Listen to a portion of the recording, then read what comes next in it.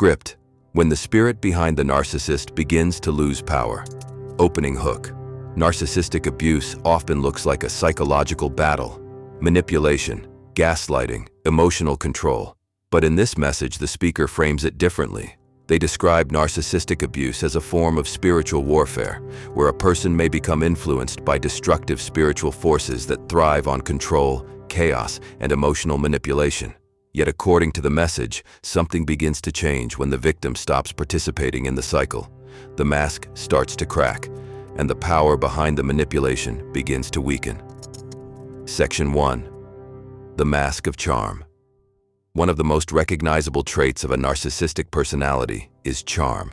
At first, this charm can appear magnetic.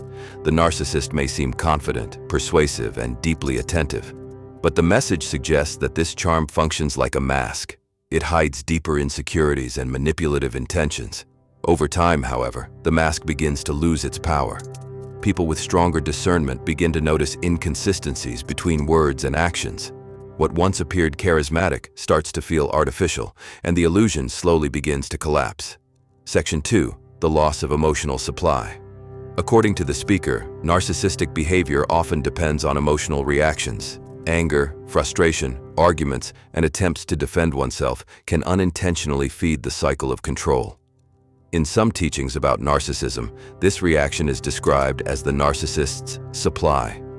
The message suggests that when the victim stops reacting, when they respond with silence, calmness, or emotional distance, the manipulator loses a major source of influence. Without that reaction, the dynamic begins to shift. The tactics that once provoked arguments no longer work, and the narcissist's sense of control starts to weaken. Section 3. The Power of Silence. Silence becomes one of the most powerful responses in this situation. Rather than engaging in endless arguments or attempts to prove innocence, the message encourages maintaining peace and emotional boundaries. This silence removes the chaos that the manipulator depends on. Without conflict to fuel the dynamic, the narcissist often becomes unsettled. The calm response interrupts the pattern they are used to controlling. Instead of escalation, they encounter stillness. And that stillness can be deeply unsettling for someone who thrives on conflict. Section 4. When their world begins to collapse. As the cycle breaks, the speaker suggests that the narcissist's life may begin to show visible instability. Relationships deteriorate, reputation weakens, and the systems of control they once maintained begin to fall apart. The message emphasizes an important warning here. Do not attempt to rebuild what is collapsing. From this perspective, the collapse represents a process of exposure. Trying to repair the manipulator's world can unintentionally restart the cycle of control. Instead, the message encourages stepping back and allowing truth to unfold. Section 5. Seeing the person behind the mask. Eventually, something unexpected can happen. Without the mask of charm and manipulation, the person behind the narcissistic behavior may become visible.